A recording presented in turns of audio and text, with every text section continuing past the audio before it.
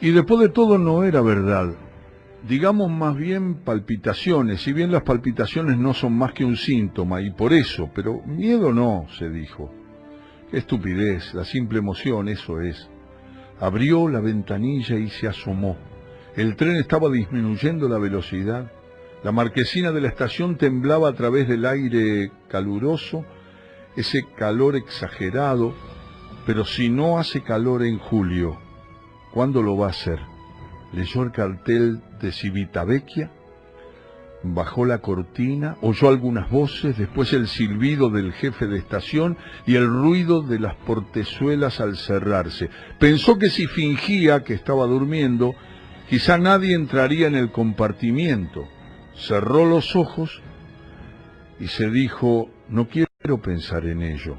Y después dijo, debo hacerlo, esto no tiene sentido. ¿Pero por qué? ¿Es que las cosas tienen sentido? Tal vez sí, pero un sentido secreto. Se comprende después, mucho más tarde, o no se comprende, pero tienen que tener un sentido propio, que a veces no nos concierne, aunque parezca que sí. Por ejemplo, la llamada telefónica. Hola gato, soy Alicia, he vuelto. Ahora te lo puedo explicar, solo tengo 2 minutos para dejarte un mensaje. Unos segundos de silencio. Tengo que verte. Tengo absolutamente que verte. Es lo que ahora más deseo. He pensado siempre en ello durante estos años. Unos segundos de silencio. ¿Cómo estás, gato? ¿Te ríes todavía de aquella manera? Perdona, la pregunta es estúpida, pero es tan difícil hablar sabiendo que la voz se está grabando. Tengo que verte, es muy importante, te lo ruego. Unos segundos de silencio. Pasado mañana, 15 de julio, a las 15 horas, estación de Grosseto. Te esperaré en el andén. Tienes un tren que sale de Roma hacia la 1. Clic. Uno vuelve a casa, se encuentra un mensaje así en el contestador, después de tanto tiempo. Todo engullido por los años, aquel período, aquella ciudad, los amigos, todo. E incluso la palabra gato, también engullida por los años, que reaparece en la memoria junto a la sonrisa de aquel gato, ese gato que llevaba consigo esa sonrisa, porque era la sonrisa del gato de Cheshire. Alicia en el País de las Maravillas. Era una época de maravillas, pero ¿lo era de verdad? Ella era Alicia y él el gato de Cheshire. Todo era un divertimento, como una bella historia. Pero mientras tanto el gato había desaparecido exactamente como en el libro. ¿Quién sabe si no había quedado la sonrisa, pero la sonrisa solamente, sin el rostro al que pertenecía aquella sonrisa? Porque el tiempo pasa y devora las cosas. Tal vez quede solo la idea. Se levantó, se miró en el espejo colgado sobre el asiento del centro, sonrió. El espejo le devolvió la imagen de un hombre de 40 años, de rostro delgado, bigote rubio, con una sonrisa incómoda y forzada como todas las sonrisas hechas ante el espejo, sin malicia, sin diversión, sin la astucia del que toma el pelo a la vida, bien distinto del gato de Cheshire.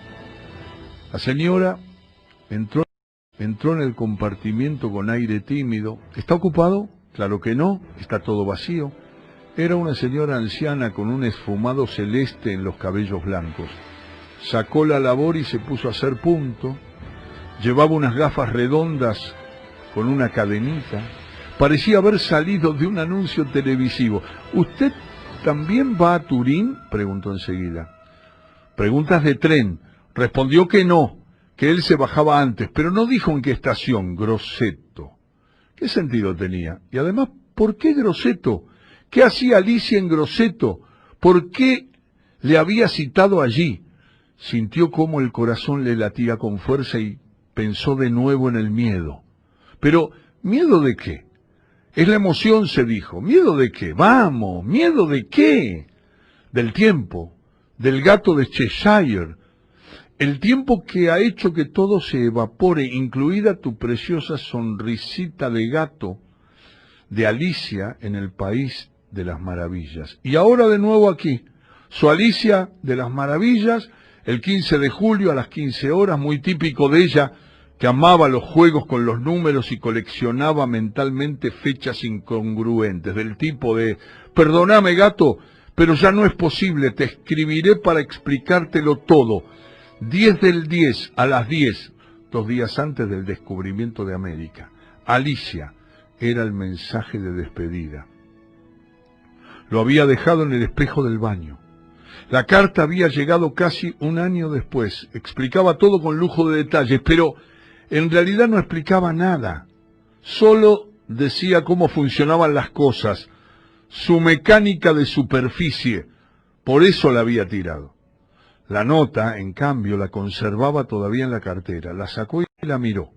Estaba amarillenta en los pliegues y se había abierto una hendidura en el centro. Hubiera querido abrir la ventanilla, pero quizá a la señora le molestara.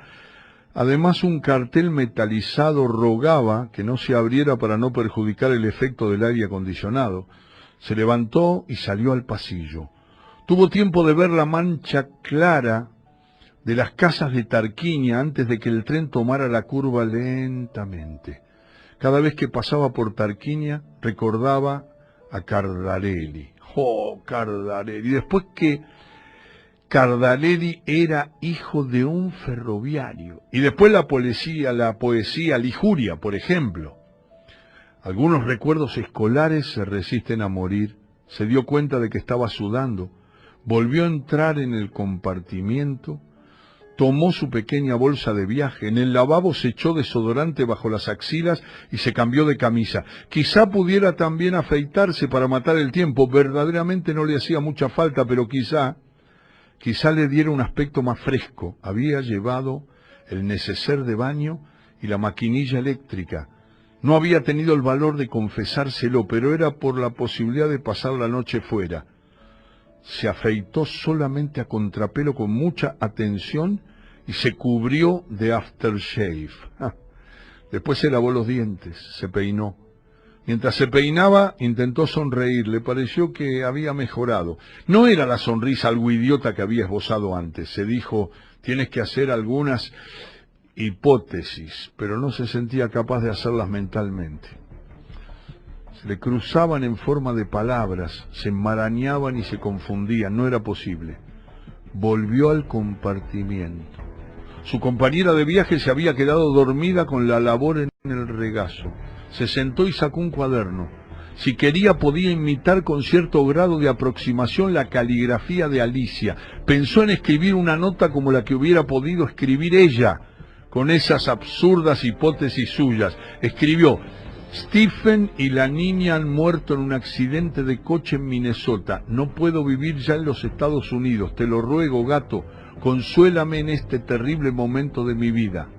Hipótesis trágica, con una Alicia devastada por el dolor, que ha comprendido el sentido de la vida gracias a un tremendo destino.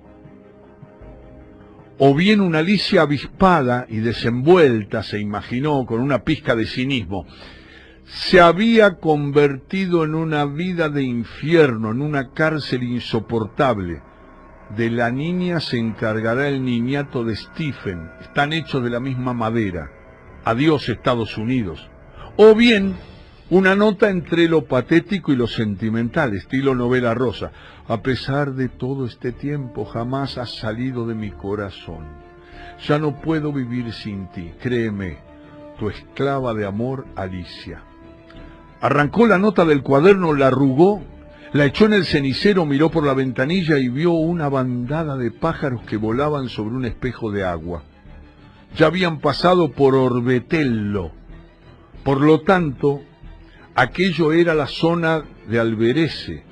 Para Grosseto faltaban unos 10 minutos. Sintió de nuevo que el corazón se le subía a la garganta y una especie de ansia, como cuando uno se da cuenta de que está llegando tarde. Pero el tren era puntualísimo y él estaba dentro del tren y por lo tanto él también era puntual.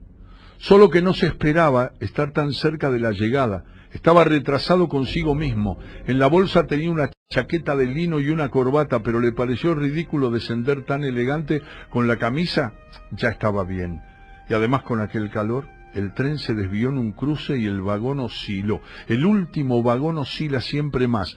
Es siempre un poco molesto, pero en la estación de Termini no había tenido ganas de recorrer todo el andén y se había metido en el último vagón con la esperanza, además, de que hubiera menos gente. Su compañera de viaje balanceó la cabeza en señal afirmativa, como si se dirigiera a él para aprobarle, pero era solo el efecto del balanceo, porque siguió durmiendo tranquilamente. Guardó el cuaderno, arregló un poco la chaqueta que se había arrugado ligeramente, se pasó una vez el peine por la cabeza, cerró la cremallera de la bolsa. Por la ventanilla del pasillo vio los primeros edificios de Grosseto. Estaba llegando. El tren comenzó a disminuir la velocidad. Intentó imaginarse el aspecto de Alicia, pero ya no había tiempo para esas hipótesis. Las podía haber hecho antes, quizás se habría entretenido mejor. El pelo, pensó, ¿cómo tendrá el pelo? Lo tenía largo, pero quizás se lo haya cortado. Seguro que se lo ha cortado. Ahora el pelo largo no se lleva. Su vestido se lo imaginó blanco. ¿Quién sabe por qué? El tren entró en la estación y se detuvo. Él se levantó y bajó la cortina. A través de la rendija echó una ojeada afuera, pero estaba demasiado lejos de la marquesina. No conseguía ver nada. Tomó la corbata, se hizo el nudo con calma, después se puso la chaqueta, se miró al espejo y sonrió un rato. Estaba mejor. Oyó el silbato del jefe de estación y las portezuelas que se cerraban. Entonces alzó la cortina, bajó el cristal y se apoyó en las ventanillas. El andén comenzó a desfilar lentamente a lo largo del tren que se ponía en marcha y él se asomó para ver a las personas. Los viajeros que habían descendido se dirigían al paso subterráneo. Bajo la marquesina había una viejecita vestida de oscuro, con un niño de la mano, un mozo de estación sentado en su carro y un heladero con la chaqueta blanca y la caja de los helados en banderola. Pensó que no era posible que ella no estuviera allí bajo la marquesina, con el pelo corto y un vestido blanco. Corrió al pasillo para asomarse a la otra ventanilla, pero el tren estaba ya fuera de la estación y empezaba a tomar velocidad. Apenas tuvo tiempo de ver el letrero de Grosseto que se alejaba. No es posible, pensó otra vez. Estaba en el bar. No ha resistido con este calor y ha entrado en el bar. Tan segura estaba de que yo vendría. O tal vez estaba en el paso subterráneo, apoyada en el muro, con ese aire suyo ausente y a la vez estupefacto de eterna Alicia en el país de las maravillas. El pelo todavía largo y un poco enmarañado, y con las mismas sandalias azules que él le había regalado aquella vez en la playa, y le habría dicho: me he vestido así como antaño para complacerte. Recorrió el pasillo en busca del revisor. Estaba en el primer compartimiento ordenando papeles. Evidentemente había entrado con el nuevo turno. No había comenzado todavía la vuelta de control. Se asomó y le preguntó cuándo había un tren de regreso. Y el revisor le miró con un aspecto ligeramente perplejo y le preguntó: ¿de regreso a dónde? En sentido contrario, dijo él, hacia Roma. El revisor se puso a hojear el horario. Hay uno en Campiglia, pero no sé si llegará a tiempo para tomarlo. O si no, miró el horario con mayor atención y preguntó: ¿quiere un expreso o le vale uno local? Él se quedó pensando y no respondió enseguida. No importa, dijo al final. Ya me lo dirá más tarde. Total hay tiempo. Es un maestro de la literatura italiana, es Antonio Tabucchi. El cuento se llama El gato de Cheshire.